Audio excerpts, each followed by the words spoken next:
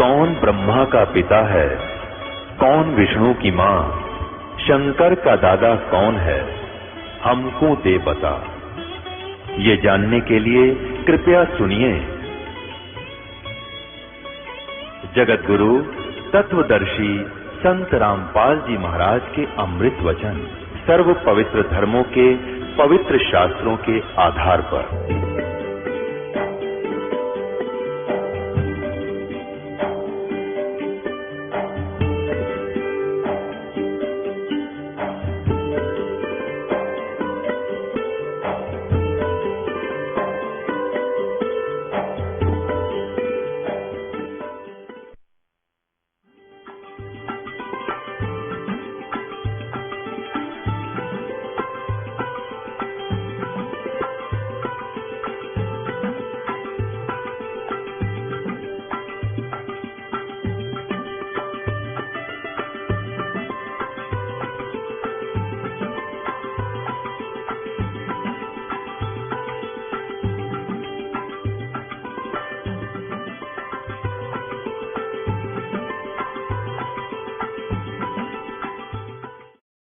अपने आत्माओं, आप जितने भी यहाँ देख रहे हो, कोई मंत्री बना है, कोई मुख्यमंत्री बना है, कोई प्रधानमंत्री बना है, कोई बहुत बड़ा इंडस्ट्रियल है, बहुत बड़ा उद्योगपति है, ये पिछले जन्म के पुण्यकर्मी प्राणी है और इनके पुण्य इनको काल पूरे देगा।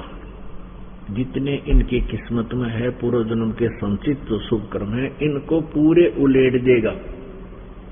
और जब तक इनको सत मार्ग नहीं मिलता, ये केवल अपनी कमाई को नष्ट कर रहे हैं, बर्बाद कर रहे हैं। और अपने खजाने में तो कोई किसी प्रकार खर्चो, अपनी तिजोरी में तो निकालो, शराब पियो कि तो बकवास करो कि तो किसी तरह खो खर्चो, नो ऑब्जेक्शन। ये जीव आगे की कमाई ठीक बनी नहीं, एक दिन कंगाल बन जाओगे। तो ऐसे ही परमात्मा कहते हैं, कबीर हरि के नाम बिना ये राजा ऋषभ हो और मिट्टी लदे कुमार के और घास न डाले कोई। हम एक ही एग्जाम्पल से हमने सारा समझ में आ जानी चाहिए बुद्धिमान व्यक्ति के कि हम राजा को बहुत ही सुप्रीम पावर मानते हैं और हमारे से वो सुप्रीम भी है, क्योंकि उसके पास बाहुबल है, सेना का बल है। तो जब राजा को हम इतना महान मानते हैं, बलशाली मानते हैं, और वो भी गधा बनता है, कौन? जो भक्ति नहीं करता। सत साधना ही भक्ति का उद्देश्य, सत साधना नहीं करता। बाकी तो सर ये राजा लोग सारे ही धार्मिक हैं, पिछले जन्म के पुण्यकर्मी प्राणी हैं। आज भी इनके अंदर परमात्मा की प्रेरणा है।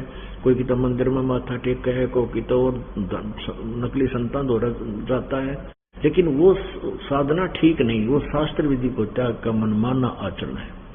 गीता जी अध्याय नंबर 16 के श्लोक 23 में कहा है कि शास्त्र विधि को त्याग कर जो मनमाना आचरण करते हैं, अर्थात मनमानी पूजा करते हैं, जो शास्त्रों में लिखी है, शास्त्र अनुसार जो मंत्र है वो जाप नहीं करते हैं, तो उनको न तो कोई सिद्धि प्राप्त होती है, न उनकी कोई गति होती है, न उनको कोई सुख होता है, अर्थात यूजलेस। अध्याय नंबर 16 के श्लोक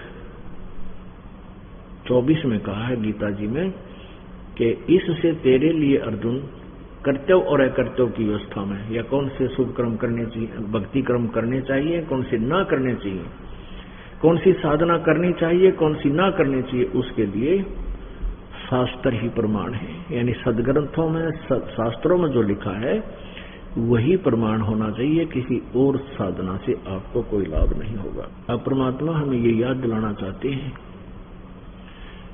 कि साधना ठीक ना, भक्ति ना करने से जब राजा भी गधे की योनि में जाएगा तो आप जी की औकात। अब क्या बताते हैं? सुखदेव ने 84 भुगती बना पजावे खरवो, तेरी क्या बुनियाद पराणी तू पेंडा पंथ पकड़वो। सुखदेव जैसे ऋषि ने भी 84 लाख योनियां गधे कुत्ते सुअर की शरीर में कष्ट पाना पड़ा। जो साधना आप कर रहे हो, कौन सी? वेदों तक है, वेदों तक का ज्ञान था, ओम नाम का जाप और यज्ञ आदि हवन आदि करने से 84 लाख योनियों का कष्ट नहीं मिटता। जब तक हम पूर्ण परमात्मा परम अक्षर ब्रह्म की पूजा नहीं करेंगे, सत्पुरुष की साधना, सच साधना नहीं करेंगे, तब तक हमारे दोनों ही कर्म, पुण्य और पाप दोनों ही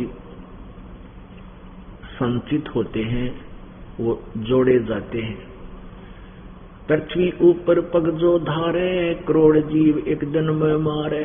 ओहो, एक दिन में आप अपने पेट के लिए सारा दिन पृथ्वी पर चक्कर लगाते हो, घूमते हो, करोड़ों जीवों को मारकर विश्राम पाते हो, और वो पाप आपके बैड अकाउंट में लिख दिए जाते हैं, बैड अकाउंट में। और फिर आपने कितने चींटियों को दाने डाल दिए, आपने कितने छत पर पक्षियों को दाने डाल दिए, कोई कितना और प्याऊ खुलवा दी, कोई भंडारा कर दिया, वो आपके गुड अकाउंट में लिख दिए जाते हैं। और जैसे किसी संत से लेकर जो अधिकारी हो ओम नाम देने का, उससे जाप लेकर के उसको गुरु बना करके साधना की, तो वो आपके भक्ति कर्म अलग से नोट किए जाते हैं।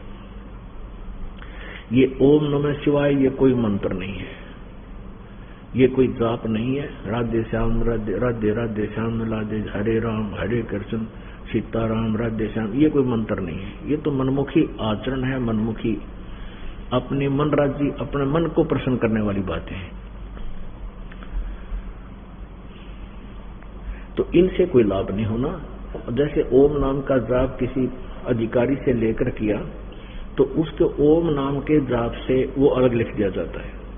और उसके साथ साथ एक और कंपलसरी बीमारी ला रखी है काल ने, कि हठ योग अवश्य करते हैं, बैठकर 2-2 घंटे 4-4 घंटे या तप करते हैं, खड़े होकर बैठकर। ऋषियों ने तो हजारों वर्षों, कई वर्षों तक किया, तो वो तप बन जाता है, वो अलग लिख दिया जाता है, सबका अलग अलग फल मिलता है। जैसे अब एक तरफ तो हम कहते हैं कि जो परमात्मा की सच साधना नहीं करते, परमेश्वर कबीर जी की भक्ति नहीं करते, उनकी साधना, उनका जीवन व्यर्थ है।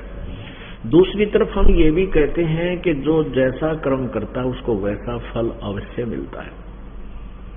तो ये दोनों बात कंट्राडिक्टरी स्टेटमेंट होगी नहीं, ये समझ का अंतर है।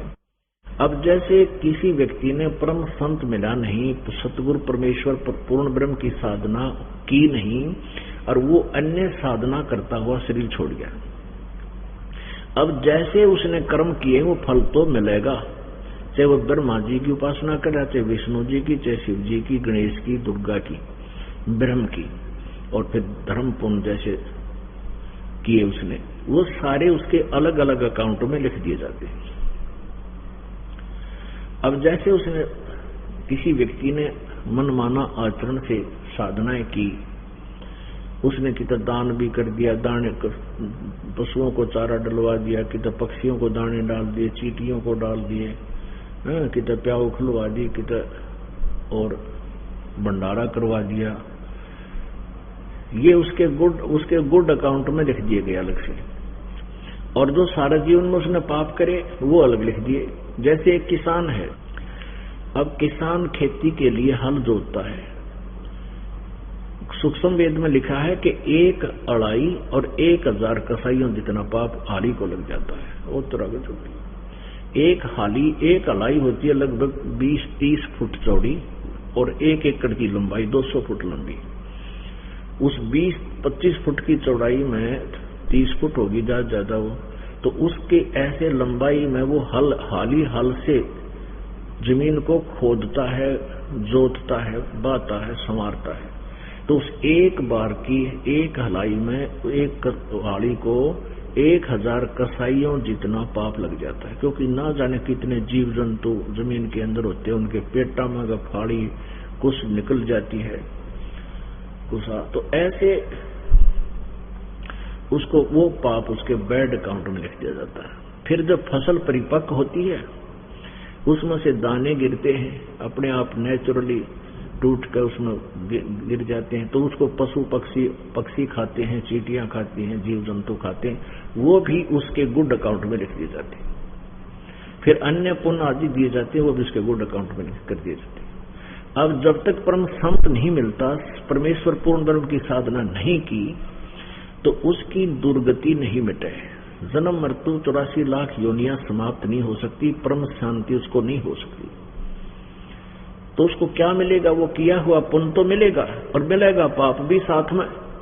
जैसे आपने कुत्ते देखे होंगे, गाड़ी में बैठे होते हैं, मनुष्य उसका ड्राइवर होता है और कुत्ता अगली सीट पर खूब टोरे के साथ बैठा होता है और खिड़की में अगर देख रहा होता है सैर सपट्टे। अब वो प्राणी जिसने पिछले जन्म में पुण्य किए, अच्छे पुण्य किए, लेकिन संत पूर्ण मिला नहीं, परम संत के और पूर्ण परमात्मा की साधना की नहीं, वो किया हुआ वर्क डन तो उसको मिल गया, वो कर्म तो मिल गया, लेकिन मिला कुत्ते के जीवन में।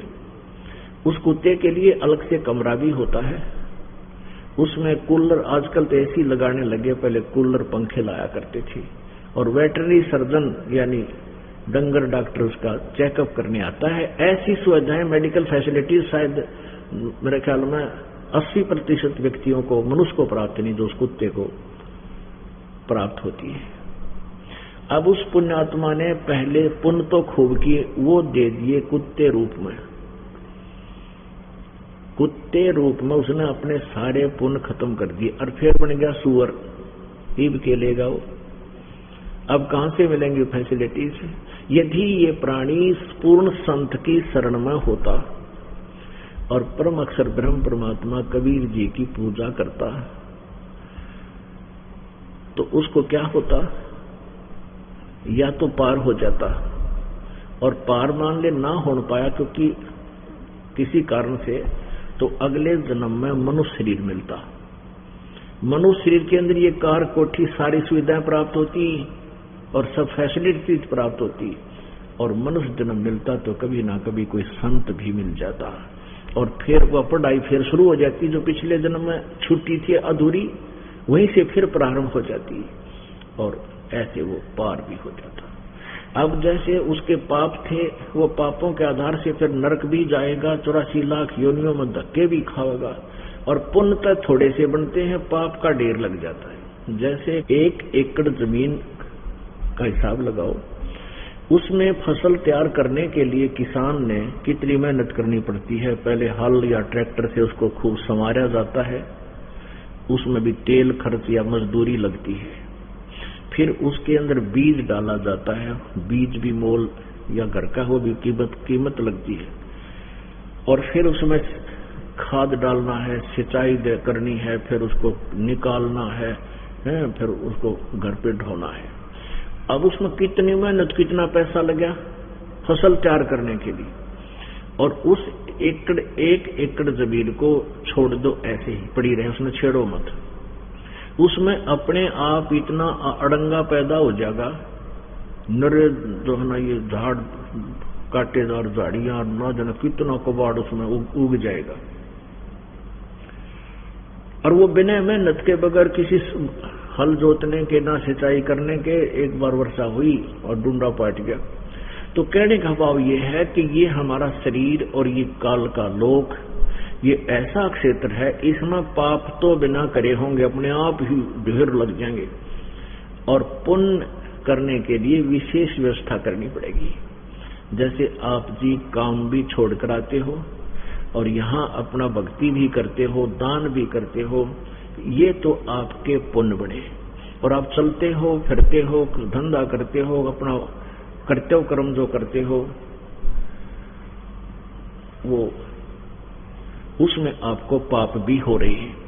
अब जब आप इस परमेश्वर कबीर जी की शरण में आ गए हो, ये सतनाम आपको मिल गया है और सारनाम आपको मिलेगा जिनको मिल गया है। तो सतनाम तक जिसको मिल चुका है, क्योंकि हम इसलिए सीधा सतनाम दे देते हैं 4 महीने के बाद, और 4 बार अटेंडेंस उसकी अति आवश्यक है, क्योंकि दास का उद्देश्य है कि आप यहाँ आओगे तो भ्रमित ना रहोगे। बुराई जो आप कर रहे हो, बीड़ी शराब मांस तंबाकू की, जिसने छोड़नी है वो 4 महीने में छोड़ लेगा, और जिस पर नहीं छूटी, कोई गलती से रह भी गया तो दोबारा उपदेश ले ले अपना, उसी मंत्र का पहले का, गलती ना करे सतनाम लेने की। जिसकी बुराई नहीं छूटी है, बीड़ी शराब मांस तंबाकू, कोई बैल वो ला रहा था किसी कारण से ना छूट पाई है तो सतनाम नहीं लेना चाहिए उसने, या महामूर्खता उसकी, फिर उसको आगे चल के वो सफल नहीं हो पाएगा। उसका फिर उद्देश्य यह है कि दोबारा उपदेश लेवे नए सिरे से, और फिर उसका कनेक्शन जुड़ जाएगा। तो 4 महीने हम इसलिए ढील देते हैं सतनाम देने की कि इसमें को बुराई होगी, बैल होगी, वह छूट जाएगी और इसकी कमाई हो जाएगी, तब सतनाम दिया जाएगा, तब सतनाम इसको चलेगा, वैसे चलेगा नहीं। तो आप जी जैसे काम तो आप भी करते हो, हाली भी हो, दुकानदार भी हो भाई, और जो है और भी काम करते हो, घर में पोछा लगाते बहन बेटियां, उसमें भी ना जाने कितने जीव मरते हैं, वो आपके बैड अकाउंट में लिखे जाते हैं। और जब आप ये सतनाम सच्ची साधना करते हो परमाक्षर ब्रह्म की, इस परमात्मा कबीर जी के पास एक विट्रो पावर है कि आपके पापों को ये नाश कर देता है, और सतनाम के जाप से ही आपके पाप नाश होंगे, क्योंकि परमात्मा ने इस मंत्र में वो शक्ति दी है। फिर उनके पास अपनी डिटो पावर भी है, वो आपके संचित कर्मों को आग लगा देंगे। अब तो ये जो कर्तव्य कर्म आप डेली कर रहे हो, ये क्रियावान कर्म बोलते हैं इनको, तो इन क्रियावान कर्मों को जैसे आप डेली, वही प्रोसीजर आज है जो आपने उपदेश ले लिया। को किसान है तो किसान वाला काम कर रहा है, और दुकानदार है दुकान का काम कर रहा है, कोई कर्मचारी अधिकारी है वो अपना वो कर्तव्य कर्म कर ही रहा है, लेकिन अब भी चलना फिरना पड़ रहा है। लेकिन आप प्रतिदिन जो सिमरन कर रहे हो, सेवा कर रहे हो, सिमरन कर रहे हो, भक्ति कर रहे हो, नित्यनेम कर रहे हो, आरती कर रहे हो, रामायणी कर रहे हो, ये समझ लो कि आप प्रतिदिन, जैसे हम कपड़ा पहनते हैं, ये प्रतिदिन पहनना भी पड़ेगा और यूं मैला भी होगा, बट नेचुरल है। फिर इसको रोज धो लेते हैं साबुन और जल से, ये स्वच्छ हो जाता है। ऐसे ही हम जो सच साधना परम संत से लेकर कबीर परमात्मा की शरण में रहते हुए जो हम ये सत भक्ति कर रहे हैं, हमारे डेली के जो हम जानकर करा को नहीं, और जो ये मजबूरी में हो रहे हैं, तो चलना भी फिर रहा है, पड़ रहा है, खेती भी करनी पड़ेगी और पोचा भी घर में लाना पड़ेगा, तो ये जो पाप है, हम किसी पाप करना उद्देश्य नहीं है। तो इच्छा कर मारे नहीं, बिन इच्छा मर जावे, कहे कबीरदास का पाप नहीं लगावे। तो ऐसे पहले तो ये इस भक्ति के करने से वो पाप हमारे नहीं लगता, लेकिन फिर भी बैड वो जो मैला होता है उसे इस सतनाम के जाप से हम रोज भक्ति से सिमरन से इसको काट देते हैं। अब जैसे एक तो होती इच्छा कर मारे नहीं और बिन इच्छा मर जा, और ये कर्तव्य कर्म है, ये तो हमने पता भी है कि पोचा ला रहे हैं, जीव मरे हैं, हमारी इच्छा ना मारने की तो भी मार रहे हैं इनको। ये जो पाप है ये हमारे इस मंत्र से कटेंगे जो डेली जाप कर रहे हैं। हमारा अंतःकरण, हमारा अकाउंट वो गेल साफ हो रहा है, और हमारे पुण्य हमारे साथ शेष रह जाते हैं। जैसे अब फसल में एक ऐसी दवाई डाल दी जाती है, एक ऐसी औषधि की खोज होगी है कि उसको फसल में डाल दें तो वो फसल को हानि नहीं करती, घास को जला देती है, खरपतवार को फूंक देती है। तो ये परमात्मा का जो सतनाम है, ये दास को दिया है, ये पहले भी विद्यमान था, ये मटेरियल, ये साल्ट पहले भी था जो अब घास को फूंक रही है, लेकिन ये अब खोज होगी। ऐसे ही ये मंत्र, ये सब साधना अपने सदग्रंथों में विद्यमान थी, अब इसकी या डिस्कवरी होगी, खोज होगी, दास के ऊपर मेहर करी परमात्मा ने। तो अब ये दवाई ऐसी मिलगी जैसे आपके पुण्य और पाप हैं। इस मंत्र के जाप से, कमाई से आपके पाप नाश हो जाएंगे, पुण्य शेष खड़े रह जाएंगे, जैसे फसल बच जाती है। तो ऐसे आप धनी हो जाओगे, ऐसे आप सफल होगे इस भक्ति मार्ग में। तो इसलिए दास ये कह रहा है कि आपकी जो कमाई है, आपका जो पुण्य है, पूर्व जन्म का भी, और इस जन्म में तो आपने कमाल कर दिया ऐसे कलयुग में, और कैसे उमड़ उमड़ कर 100 काम छोड़कर आप भगवान के दरबार में आ रहे हो। आपकी आंखें खुल गई और ईव आप ठीक ठिकाने आ गए। और अब आपका जो संस्कार बढ़िया बन रहा है, पहले भी अच्छी किस्मत थी। कहते हैं लखबर सूरा जूझ ही लखबर सावत दे, और लखबर यति जहान में तब कई सतगुरु शरणा ले। आप पिछले जन्म जन्मांतर की बहुत पुण्यात्माएं थी, लेकिन उस पुण्य परमात्मा आते रहे। कबीर जी चारों युगों में आए हैं परमेश्वर, और प्रत्येक युग में आप कभी ना कभी मालिक की आए हो शरण में, लेकिन उस समय आप गफलत करते रहे, थोड़ी बहुत दिन भक्ति की, फिर अपना मस्ती मार जाते, कोई 100 बाधा बन जाती, उन बाधाओं से आप बाधित हो जाते। ऐसे नहीं होना चाहिए था। तो उस कारण से भी आप इतनी कमाई कर गए, फिर इतनी अच्छी आत्माएं भी रहे हो, बहुत धर्मी कर्मी पुरुष भी बने हो। अब जैसे एक कहते हैं, सतगुरु शरण छोड़ के चाहे लाख वर्ष तप कीन, इंद्री क्रम ना मोक्ष होवे फिर काल के अधीन। यदि आप इस दास की शरण से, कबीर परमात्मा की शरण से, इस दास के नाम द्वारा दिए गए मंत्र को छोड़ के और किसी बहकाए माके की तो और चले गए और भक्ति करते रहे, कहते हैं चाहे लाख वर्ष करते रहिए, तुम्हारा पीछा नहीं छूटेगा। सतगुरु शरणा छोड़े कर लाख वर्ष तप कीन, सतगुरु संगत छोड़े कर लाख वर्ष तप कीन, इंद्री कर्म ना मोक्ष हुए फिर काल के अधीन। एक एग्जाम्पल देते हैं आपको। एक राबिया नाम की लड़की थी, मुसलमान धर्म में जन्म था उसका, और वो पहले से परमात्मा कबीर जी की शरण में सतयुग त्रेता द्वापर में भी रही थी, लेकिन वही जो आपको बताया ना कि हम गफलत कर जाते हैं, वो पार नहीं हो पाई। अब कलयुग के अंदर एक मुसलमान धर्म में जन्म हुआ, राबी नाम की लड़की थी, राबिया भी कहते हैं राबी। तो परमात्मा कहते हैं, जो जन हमारी शरण है ताका हूं मैं दासे, गेल गेल लाग्या फेरूं जब तक धरती आकाशे। कहते हैं जो मेरी शरण में है मैं उसका दास हूं। पुण्यात्मा, परमात्मा कितनी प्यारी भाषा बोलते हैं, तो हमने इससे भी विनम्र होना पड़ेगा, तब हम मालिक के निकट पहुंचेंगे। कहते हैं कि जो जन मेरी शरण है ताका हूं मैं दास, और गेल गेल लग गया फिर जब लग धरती आकाश।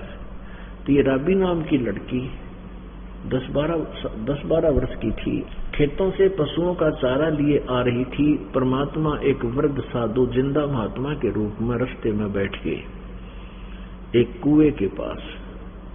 लड़की वहां आई, अपना चारा जो सिर पे रखा हुआ तो उतारा, और साधुता उस पुण्यात्मा में पहले से ही होती है जो पहले से भक्ति करता रहा है।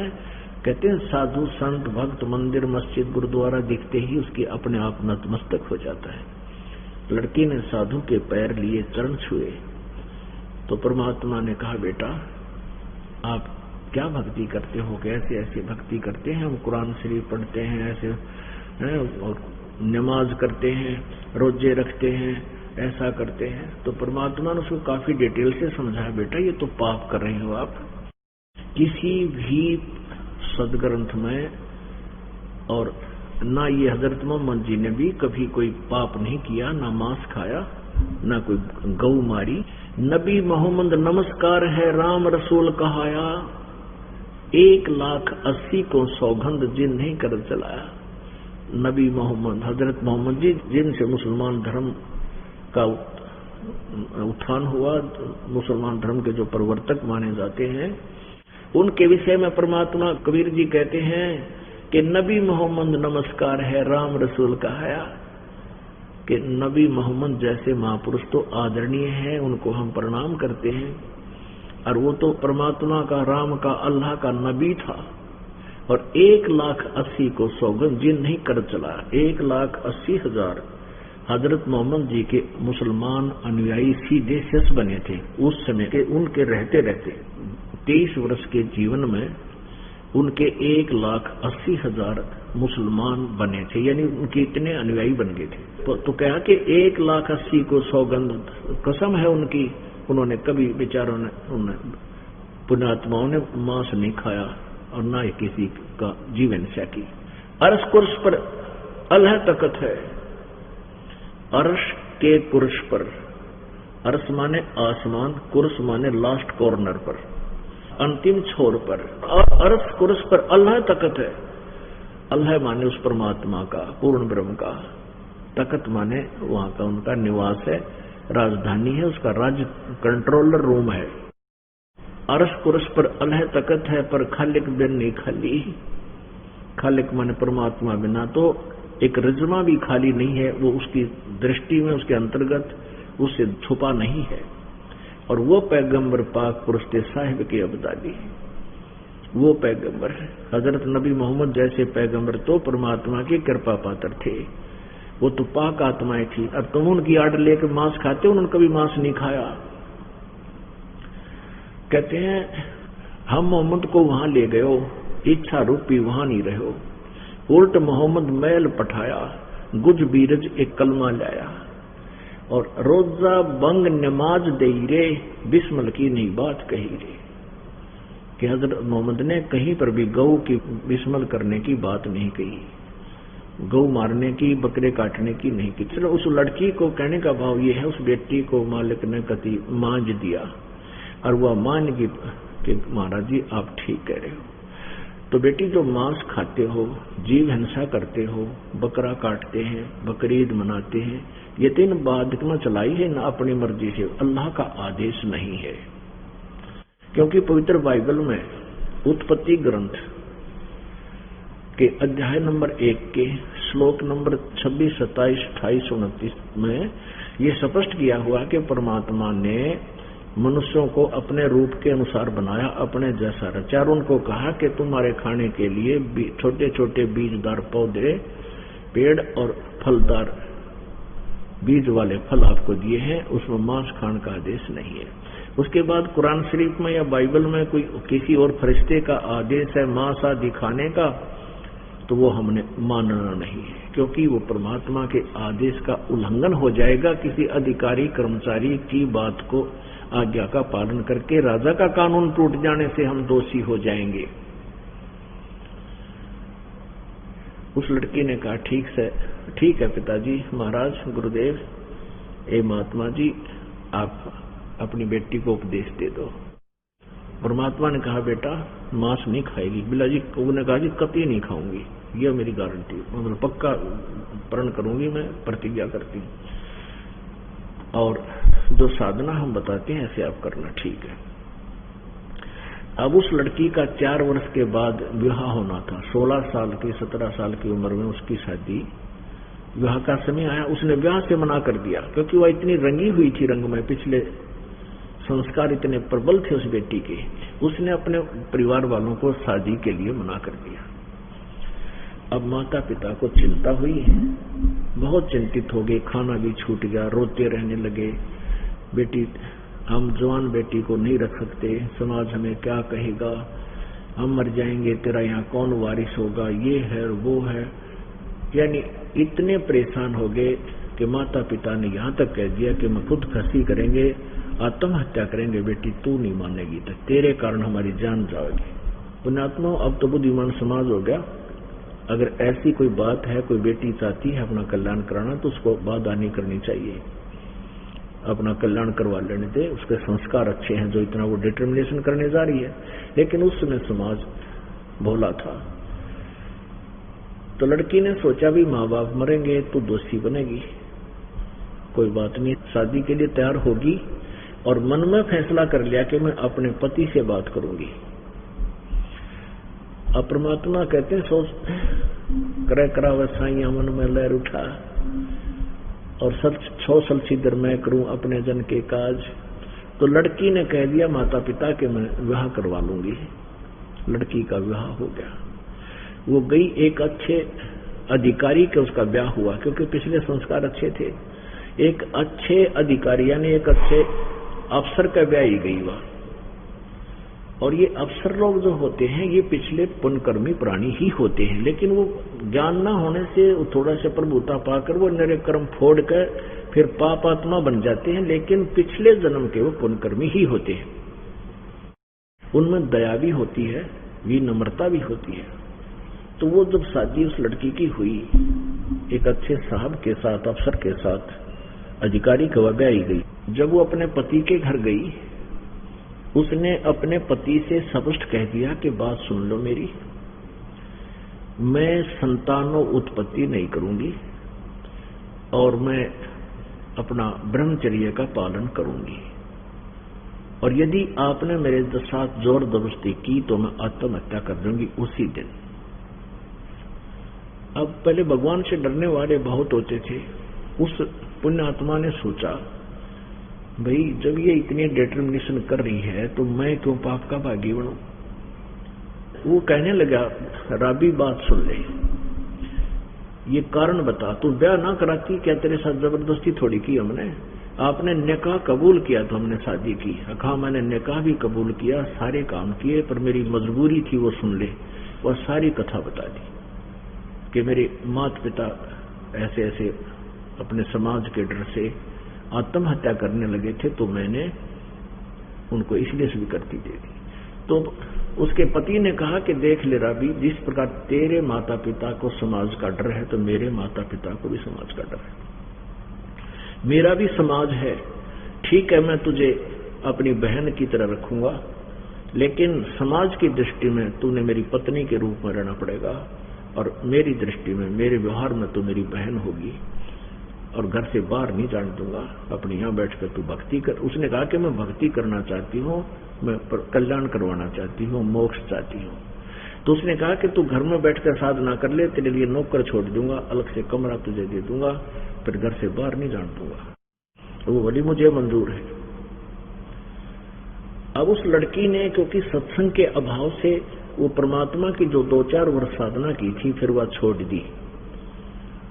छोड़ने से फिर वो वहीं की साधनाएं जो मुसलमान धर्म के समाज में जो चल रही थी, क्योंकि जहां भी जा यही सुएल इंजेक्शन लाने वाले मिलने, जिस भी मस्जिद में या किसी सत्संग सुन जाओ मुसलमान धर्म में, यही इंजेक्शन, वही ज्ञान, वही 5 बार नमाज करना चाहिए, बकरीद मनानी चाहिए, फलानी ईद मनानी चाहिए, यूं करना चाहिए, वह फिर शुरू होगी, रोजे रखने चाहिए। अब उस लड़की ने फिर वो सत्संग के अभाव से वो सामाजिक जो साधनाएं थी वह शुरू कर दी। जब होगी वह 50-55 साल की, 60 के आसपास, तब उसने समाज मुसलमान धर्म में ये भी एक धारणा है कि जो हज नहीं करके आता, जो हज कर लेता है फिर उसकी वैश्विक मृत्यु हो जाए वो स्वर्ग जाता है। तो उसने फिर वो सामाजिक तरीके से, अब मुसलमान धर्म की प्रक्रिया के परंपरा के आधार से उसके मन में प्रेरणा आई कि मैं भी हज करने जाऊं। उसने अपने पति से कहा, राबिया ने कि मैं हज करना चाहती हूं, आपकी आज्ञा हो तो। अब उसने देखा कि 60 साल की होगी, 55 साल की, और आज तक इसने नजर उठा कर नहीं देखी, और बिल्कुल देवी कैसी है, तो उसने अलाउड कर दिया कि आप जा सकते हो। उसने कहा कि मैं तेरे लिए ऊंट व्यवस्था करवा देता हूं, कि वहां ऊंटों पर जाते हैं। वो कहने लगी, नहीं, मैं पैदल जाऊंगी, पैदल जाने का ज्यादा लाभ मिलेगा। ऐसी जैसी धारणाएं थी उनकी। धार्मिकता जो है ना, जब तक हमें सही साधना न मिलती, इतने ये आत्मा परमात्मा के लिए बहुत अच्छी तरह समर्पित रहती है। सत्साधना मिलने के बाद फिर उसमें समर्पित हो जाती है, वो साधना वही करने लग जाती है। तो उसने सोचा कि पैदल जाऊंगी और मेरा ज्यादा कर्म बढ़ेंगे। अपन आत्मा, इस कथा का रिजल्ट देखना क्या होगा, ये तत्व ज्ञान है। अब वो बहन चल पड़ी, पैदल चल पड़ी, और रास्ते में क्या देखा, क्योंकि वहां रेगिस्तान था, एक कुआं था, बहुत गहरा जल होता था, बहुत गहरा। तो वहां क्या देखा, एक कुतिया थी और उसके 4-5 बच्चे, छोटे छोटे, आंखें भी ना खुली थी, और वो कुतिया बहुत प्यासी थी। प्यास के मारे उसका जीवन अंत होने वाला था। वो कभी तो राबिया के चरणों में आवे, कभी कुएं की तरफ जाके। राबिया कुएं के पास वृक्ष के नीचे विराजमान थी, बैठ गई। वो भाग के कभी तो राबिया के चरणों में आवे और फिर कुएं की तरफ जाकर जीव करे। अब राबिया समझ गई कि इसको प्यास बहुत लगी है। फिर उसके छोटे छोटे बच्चे देखे दूर स्थान पर, वो बिलख रहे थे। अब कहते हैं ये होते हैं वो तन मन धन सब अर्पिए भक्ति मुक्ति के काज, और जिनके उर में बंदगी फिर के इंद्र का राज। अब उस लड़की ने आव देखा ना ताव देखा। उस लड़की ने अपने सिर के बाल फाड़े, नो कति नो फटाफट एक रस्सी बनाई और फिर अपने कपड़े निकाल के उनका बांध के कुएं में डुबोए और बाहर निकाल कर भीगे हुए कपड़ों से, पहले खदर के कपड़े होते थे, पानी में अच्छा शोक कर देते थे, तो उसको फिर नीचे एक मटका टूटा हुआ पड़ा था कुएं के साथ में, उसमें निचोड़े, फिर निकाले, फिर निचोड़े, कम से कम 4-5 किलो पानी वह कुतिया पीगी, इसकी जान बची। वो लहू लुहान होगी वह लड़की। फिर उन गिले कपड़ों से अपना सारा शरीर सिर पोंछ पांछ के धो के और वो गिले कपड़े पहन के, और जो ही उसने चलने की सोची कि अब प्रस्थान करूं, आगे मक्के को जाऊंगी, इतने में कहते हैं मक्का वहां से उठ के जैसे विमान चलता है वहां से आया और कुएं के साथ लग गया, जैसे बस लग गया करे बस स्टैंड के ऊपर प्लेटफार्म पे, ऐसे लग गया। अब लड़की एकदम दौड़ कर मक्के में पहुंच गई। मक्का मक्का, वहां से मक्का उठा, उधर से लोग देख रहे मक्का कहां गया, वहां खाली स्थान पड़ा। तो वापस जब आया उसमें देखा कि एक लड़की आई है, तो कहने लगे इस लड़की को लेने के लिए मक्का उठकर चला गया तो राबिया जैसी पुण्यकर्मी प्राणी कोई नहीं हो सकता। बड़ी भक्ति है राबिया की, इस चीज के लिए मक्का भी जो है लगभग 60 किलोमीटर 3 मंजिल, लगभग 60 किलोमीटर रह रहा था, 60 किलोमीटर चल के वो मक्का आकाश में उड़कर चला गया और वापस आ गया। अपने आत्माओं पूरे मुसलमान समाज में ये हो गया कोई भक्ति हो तो राबिया कैसी, भक्ति हो तो राबिया कैसी, रब्बी कैसी। अब उसके बाद उसका वो शरीर पूरा हो गया। कुछ दिनों के बाद जो भी समय आया 80 साल में, उसके बाद वो क्या बनी, एक बंसुरी नाम की लड़की बनी। बंसुरी मुसलमान धर्म जन्मा। उस जन्म में भी उसमें भक्ति, बहुत जबरदस्त भक्ति पनपी रही।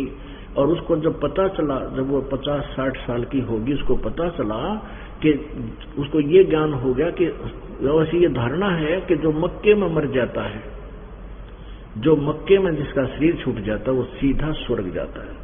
उस लड़की ने सोचा, बंसरी ने, कि भाई परमात्मा पाना है, स्वर्ग जाना है, और मक्के में मृत्यु हो जाए तो सीधा स्वर्ग जाएगा।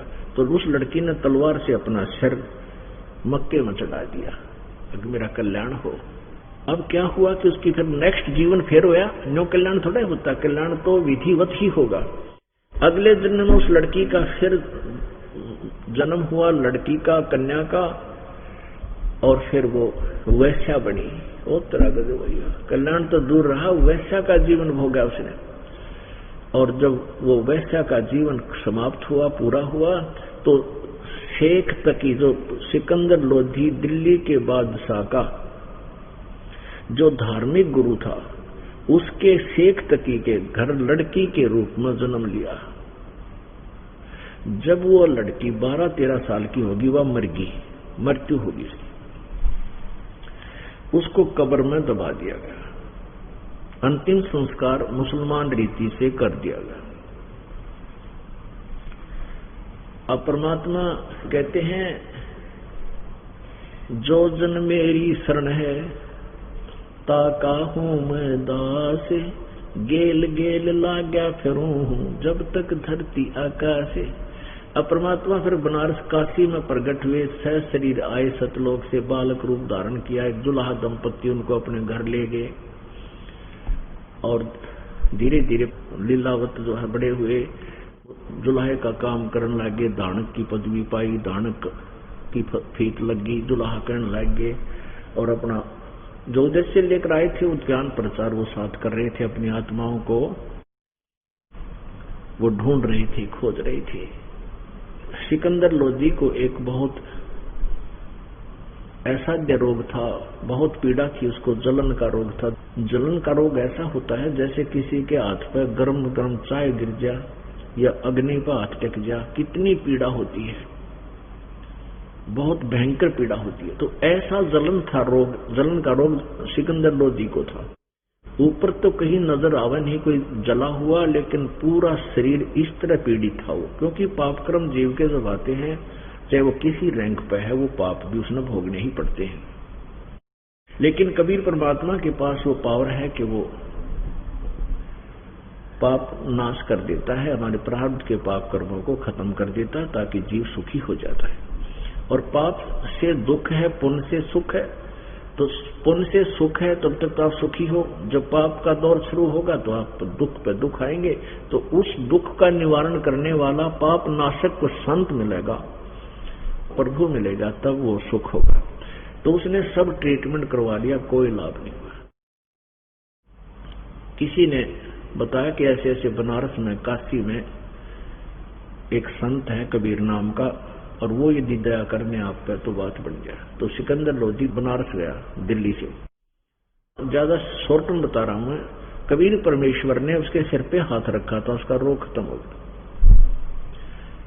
उससे पहले सिकंदर लोधी ने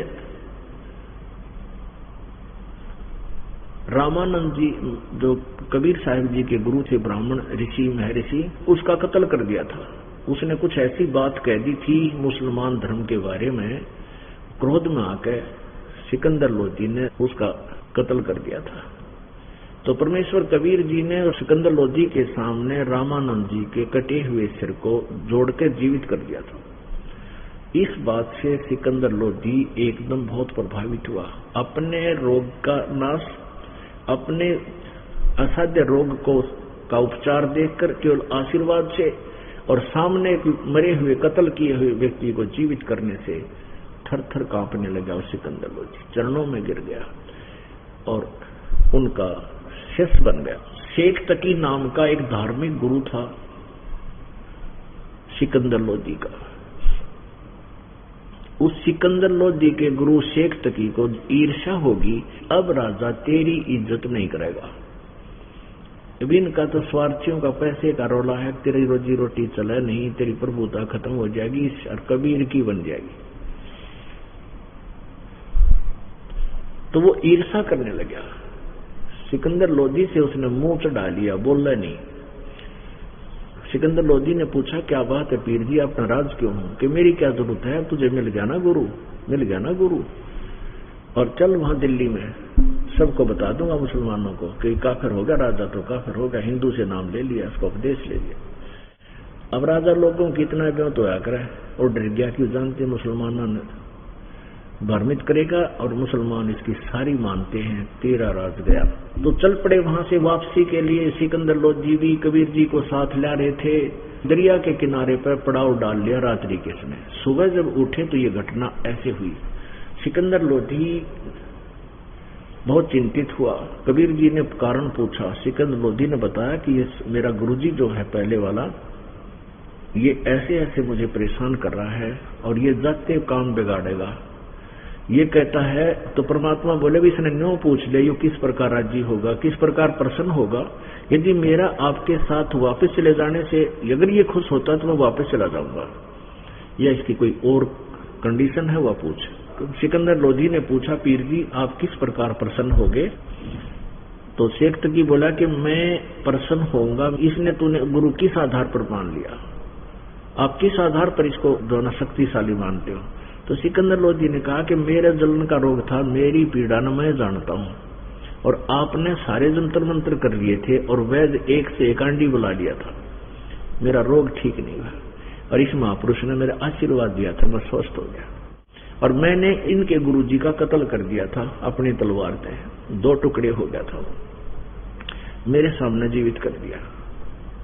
अच्छा ये तो नबी आ गया, नबी मानता है तो इसको। हमारे नबी ने गाय जीवित की थी हजरत मोहम्मद। मैं तेरे साथ नहीं था क्योंकि सिकंदर लोधी वो शेख तकी नहीं गया था रामानंद जी के आश्रम में। तो शेख तकी ने कहा कि मेरे सामने कोई मुर्दा जीवित करे, यो तेरा गुरु कबीर, तो मैं मानू, नहीं तो मैं नहीं मानता। तो परमात्मा ने कहा सिकंदर लोधी कह दे इसने कोई मुर्दा ढूंढ लिया होगा। तो सिकंदर लोधी ने कह दिया जी मुर्दा ले आओ। तो शेख तकी कहने लगा मुर्दा मैं कहां से लाऊं, चाव न्यों था कि अपनी बेटी ने करवाऊं इस जीवित। एक तीर तो 2 शिकार हार गया तो कबीर हार गया, जीत गया मेरी बेटी जीवेगी, और जब जीवित कर दी तो मेरी बेटी जीवित हो जाएगी। उसने उद्देश्य ये रखा था। परमात्मा क्या करी लीला कि एक कोई लड़का था 10-12 साल का, और वो मृत्यु को प्राप्त हो चुका था। कुछ ऐसे ग्रुप हैं, ऐसा समाज है कि वो ना तो जमीन में गाड़ते हैं और न ही वो सौहा करते हैं, वो जल प्रवाह कर देते हैं लाश को, शरीर को, मृत शरीर को। तो उसको अच्छी तरह एक फ्लोटिंग सा एक बेड़ा बनाते हैं, जो तैरने वाली लकड़ी सी फूस घास फूस लाकर उसके ऊपर आदर से लटा देते हैं, कपड़ा ऊपर से उड़ा देते हैं और जल प्रवाह कर देते हैं। तो ऐसे वो लड़का मृत हो गया था, उसको जल प्रवाह नदी में कर रखा था। तो इतने में पता चला कि देखो वो आ गया मुर्दा। शेख तकी कहने लगा वो आ गया मुर्दा, कर दे जिंदा। परमात्मा बोले भाई पहले इसने कह दो, कबीर जी बोले शेख तकी को कहो ये पहले आप करे जीवित, कदे पीछे नंबर बनावे। तो सब ने कहा जो ठीक है शेख तकी जी आप करके दिखाओ। अब शेख तकी लगा जंतर मंत्र फू फां करने, मैं सोचा तुक्का लग जाए तेरी वैल्यू बन जाएगी, पर कहाँ, वो काफी आगे चला गया, बह कर दरिया में बहता हुआ मुर्दा काफी आगे चला गया, यानी 500-600 गज यानी 2000 फुट के आसपास चला गया दूर। तो शेख तकी कहने लगा कि ये अपनी इज्जत बचाना चाहता था, मुर्दे जीवित होते हैं, वो चला गया ना मुर्दा, ये कुछ नहीं कर सकता। तो परमात्मा ने कहा बैठ जा शेख तकी। ऐसे हाथ किया था प्रभु ने, ऐसे हाथ किया था वहीं, तो मुर्दा जो 2000 फुट आगे चला गया था वो वहां से वापस आया, जैसे नौका चलती है इंजन वाली, और वहां आकर के रुक गया जहां बिल्कुल सामने नीचे से लहर जा रही है दरिया की, और ऊपर वो बालक का शव ऐसे स्थिर है। तब परमात्मा ने कहा कि हे जीवात्मा जहां भी तू है कबीर हुक्म से इसमें प्रवेश कर वापस आ जा। इतना ही कहा था तभी उस बच्चे में हलचल पैदा हुई और लड़का जीवित होकर परमात्मा के चरणों में आकर दंडवत प्रणाम करता है। बोलो सतगुरुदेव की जय। अब वहां पर सैकड़ों सैनिक थे, सभी ने कहा कमाल कर दिया, कबीर जी ने कमाल कर दिया। उस लड़के का नाम कमाल रखा और बच्चे को परमात्मा ने अपने साथ रखा अपने बेटे के रूप में, क्योंकि ये पिछले जन्म का संस्कारी था। वहां संभाला उसको। उसके बाद दिल्ली में आ गई। अब शेख तकी ने बहुत से जुल्म ढाए, जैसे शेख तकी ने मुसलमानों को बोल दिया कि भाई राजा तो काफिर हो गया, एक काफिर को साथ लाया है हिंदू को, और उसको अपने घर बैठा रखा है, उसी से जो कहता है वही साधनाएं करता है, और देख लो भाइयों बात ठीक नहीं रहेगी। तो वो सारे मुसलमान बोले बोलो पीर जी क्या करना है, कि भी हम उसकी एक परीक्षा लेंगे कबीर की। एक सरसों के तेल के कढ़ाई में इसको रखेंगे उबलते हुए में, जो ये बच गया तो हम इसको मान लेंगे अल्लाह का पैगंबर है, और मर गया तो मर गया कट्टा टंटा। धार्मिक लोगों के साथ हमारे पूर्वज जल्दी लाग जाया करते, उनको एक अच्छा आदमी माना करते, पर इसे इंसान बहुत प्रजा नाशक होते हैं। तो सभी ने आके सिकंदर लोधी राजा से कहा, हजारों की संख्या मुसलमान आ गए, प्रजा आ गई। तो राजा ने कहा क्या बात है कि हम ऐसा चाहते हैं। राजा ने परमात्मा से कहा प्रभु आपको यहां लाकर मैंने बहुत परेशान कर दिया, मेरे सामने एक आपत्ति पैदा कर दी इन्होंने, ये कह रहा है कि ऐसे ऐसे परीक्षा लेना चाहते हैं। परमात्मा मुझे क्षमा करना, मैं विवश हूं। परमेश्वर ने कहा कि कह दे उनको भाई कर लेंगे, परीक्षा कर ले, क्योंकि मुझे तो मरना है, ये मारेंगे मुझे, और कोई बात ना भाई, जैसे भी मेरा संस्कार है वो हो जाएगा। तो सिकंदर लोधी ने कह दिया, एक इतना बड़ा कढ़ाया तेल का, सरसों का तेल का डालकर उसको भट्ट बाढ़ दिया, नीचे ने मोटे मोटे लकड़ शेख तीनों का अच्छा उबाड़ दिया। उसने तीनों उबड़ा जैसे गुलगुले तारा पकौड़े तारा जब उबड़े नो कति बुरी तरह चाय उबाला ना, ऐसे उबाल दिया और कहा पकड़ कर डालो इस कबीर को इसके अंदर। परमात्मा कबीर जी बोले भाई यह सेवा तो रहने दो, मैं आप पर बैठ जाऊंगा इसमें। परमात्मा आकर आराम से उस कढ़ाई में प्रवेश कर गए और बैठ गए। इतना ऊपर बाहर दिखा और बैठे ऐसे जैसे कुछ भी नहीं हुआ। अब शेख तकी कहता है इसने ना मंत्र से तेल को ठंडा कर दिया है, वैसे उबलता नजर आ रहा है, ये जादूगर है जादूगर। अब सिकंदर लोधी ने सोचा भाई चेक तय कर लो, गर्म है ठंडा, तेल उबलने लग गया।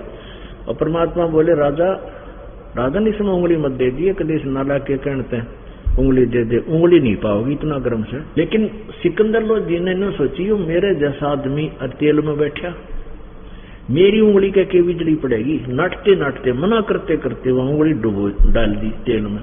जितनी उंगली तेल में गई थी उतनी कटके अलग होगी, इतना जबरदस्त गर्म था और बेहोश हो गया। राजा पीड़ा सहन नहीं कर सका सिकंदर लोधी।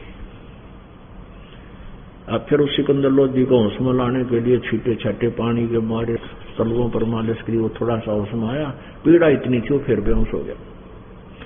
तो परमात्मा निकल कर आए तेल के कढ़ाई में थे और उंगली पकड़ के पूरी कर दी, ऐसे कर दिया एज इट इज होगी जैसे जड़ी नहीं थी। तब राजा होश में आया और वो फिट्टे मुंह हो गया। शेख तकी मानना नहीं इतना दुष्ट था, क्योंकि जादूगर है जादूगर है, वो तो चला गया। और बाकी जो हजारों की संख्या में दर्शक आए थे उनमें कम से कम हजारों की संख्या में नाम लिया परमात्मा के शिष्य हो गए। अब परमात्मा कबीर जी कहते हैं मैं जानता हूं मेरे बच्चों को कैसे मैं शरण में लूंगा। अब कुछ दिनों के बाद शेख तकी ने तो नींद नहीं आई, भाई बात बिगड़ेगी और मुसलमान तैयार करे। कहने लगा भाई बात बिगड़ेगी, देख लो एक परीक्षा और लेते हैं इसकी कि घेरे कुएं में डालेंगे। घेरा कुआ होता पहले 200-200 फुट 250-250 फुट गहरे कुएं खोदे जाते थे जल के। और घेरा वो होता है कि उसमें कुछ पानी रहता नहीं और काफी गहरा और हो जाता है। तो सिकंदर लोधी से कहा कि हम इसकी एक परीक्षा और लेंगे। परमात्मा तक बात पहुंची। परमात्मा बोले भाई ठीक है राजन, इनको कर लेने दो जो करना चाहे, कोई बात नहीं, मैंने तो मरना ही है, आपका राज्य बच जाएगा। तो परमात्मा को ले जाकर कबीर साहब जी को उस घेरे कुएं में डाल दिया। हजारों की संख्या में हजारे उसके साथी, और फिर ऊपर से कंकर पत्थर, झाड़ी काटेदार झाड़ी, फिर कीचड़ गोबर माटी डले ठोक दिया कति ऊपर ताई। और फिर हाथ मुंह धोकर शेख तकी पहुंचा सिकंदर लोधी के दरबार में। इतना बड़ा सफा बांध रखा, नोतर्रा छोड़ रहा, कहता है कहाँ है वो तेरा भगवान है राजन, कहाँ है वो तेरा अल्लाह, बोला कहाँ तेरा पैगंबर। कर दिया काम तमाम उसका, ठोक दिया घेरे कुएं में, मार दिया उसको। अब सिकंदर लोधी कहने लगा पीर जी किसके विषय में बोल रही हो, कि कुछ तेरे कबीर के बारे में। कबीर जी तो बैठे मेरे कमरे में, आओ दिखाता हूं। अब जाके देखा रोज तेरा गजब हुई थी, बैठा वहां बैठे परमात्मा। कहते गए नहीं कहीं, तू कहता है मारे डाले, और तेरा गजब हुई हो भाई। शेख तकी ने सोचा इसका क्या नाम है, मारे तो मरता ना और ज्ञान में यू हारता ना, क्योंकि परमात्मा उनके छक्के छुड़ा दिए थे। अब शेख तकी ने कहा भाई एक परीक्षा और लेते हैं, जो भगवान आदम मान लेंगे। मेरी लड़की मर चुकी है, कई दिन हो गए, महीना से भी ऊपर हो गया, और यदि वो जीवित कर देगा मेरी लड़की ने कब्र से निकलवा के, तो मैं इसने अल्लाह मान लूंगा, पैगंबर मान लूंगा, नहीं तो हम नहीं मानते। तो परमात्मा बोले भाई ठीक है चलो, और उसको कह दे डंडोरा पिटवा दे, आसपास मुनादी करवा दो, अनाउंसमेंट करवा दो चारों तरफ, आसपास के गांवों में सब आ जाए इकट्ठे होकर।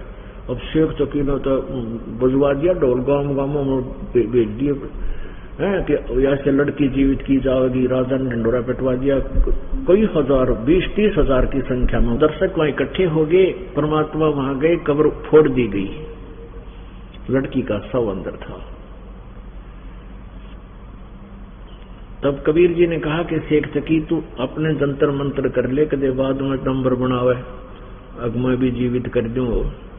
तो सभी उपस्थित जन कहने लगे कि हे कबीर जी, यदि इसके पास कोई ऐसी विद्या होती, शक्ति होती, तो अपनी बेटी को कौन मरण दे, कौन डाल के जाए कब्र के अंदर, इसके पास ये पावर नहीं है, आप दया करो।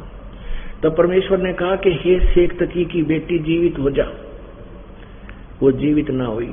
दूसरी बार फिर कहा कि शेख तकी की बेटी जीवित हो जा, वो जीवित नहीं हुई। अब शेख तक इंद बंगड़ा पा दिया, नौचा कूदा, देखा पाखंडी का पाखंड पकड़ा गया, कभी मुर्दे भी जीवित होते, देख लो भाइयों, देख लो भाइयों। परमात्मा चाहो तो इसने पा लेने दे बंगड़ा, थोड़ा सा नाच लेने दे, माच लेने दे। तीसरी बार फिर कहा कि हे शेख तकी की बेटी जीवित हो जा, नहीं जीवित हुई, वो फिर तो छलांग मारा, शेख तकी नाचर कूद। परमात्मा बोले डट जा पांडे, रुक जा, बैठ जा थोड़ा। तो फिर क्या कहा परमात्मा ने कि हे जीवात्मा जहां भी है तू कबीर हुक्म से वापस आ और इस शरीर में प्रवेश कर, तू बाहर आ। इतना बोला था, इतने वो बेटी सारी शरीर कंपन लग गया और एकदम उठ कर वह बेटी बाहर आई, परमात्मा के चरणों में दंडवत प्रणाम किया। बोलो सतगुरुदेव कबीर साहेब की जय।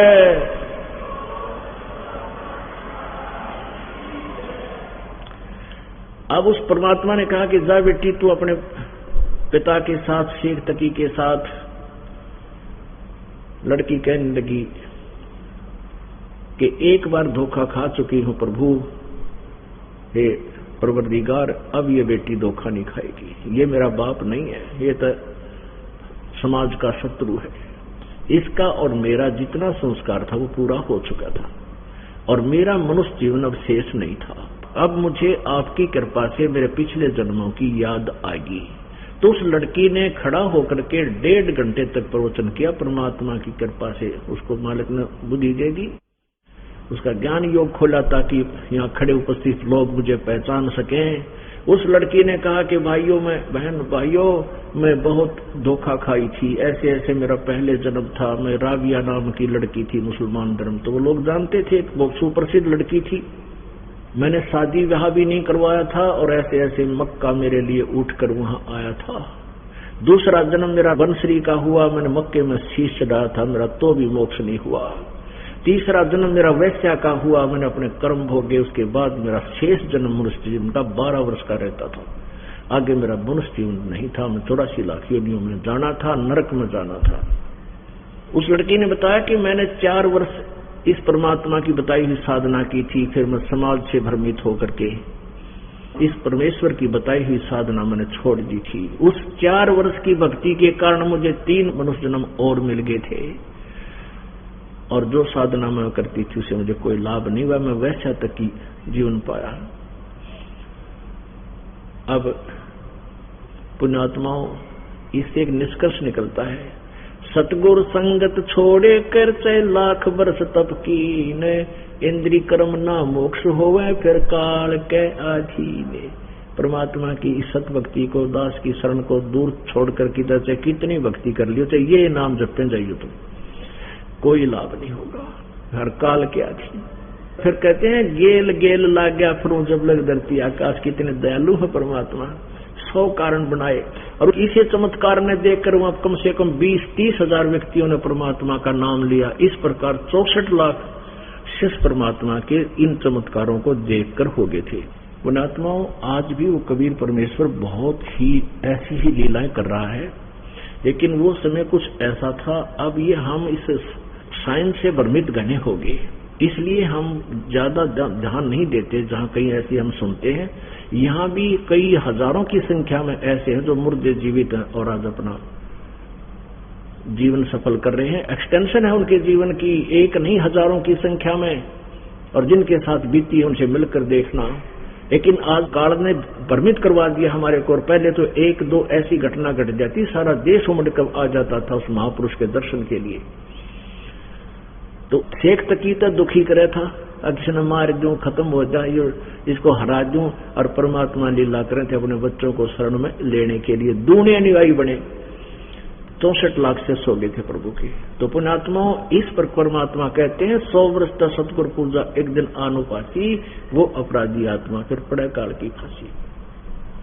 ये संसार समझदाना ही कहंदा श्याम दोपहरे नू, और गरीब दास ये वक्त जाते रोगे इस पैरे में। बोलो सतगुरुदेव की जय।